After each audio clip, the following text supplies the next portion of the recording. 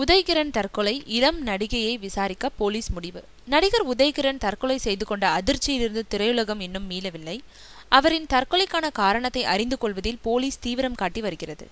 இந்நிலையில் லுவ்வுனேனு படத்தில் உதய்கிரணுடன் ஜோடியாக நடித்த அனிதா உதய்கிரணின் தற்கொலை குறித்து பத்திரிகைக்கு பேட்டியளித்தார்.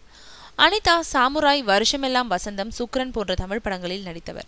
அவர் அளித்த பேட்டியில், கடந்த 1 வருடமாக உதய்கிரணுடன் எனக்கு நட்பு இருந்தது. எப்போதாவது போனில் பேசுவேன். கடந்த 2012 அவர் திருமணம் செய்து கொண்ட பின் பேசினேன். சொந்த வாழ்வில் அவர் சந்தோஷமாக இல்லை. அடுத்தடுத்து 3 ஹிட்கள் கொடுத்த உதய்கிரண் வாழ்வில் இன்னும் எவ்வளவோ சாதிக்க வேண்டி இருந்தது.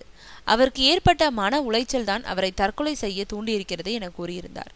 இந்த பேட்டியை தொடர்ந்து உதய்கிரணுக்கு யாரால் எதற்கு மன உளைச்சல் ஏற்பட்டது என்று அனிதாவிடம் விசாரணை நடத்த போலீசார் முடிவு செய்துள்ளனர்.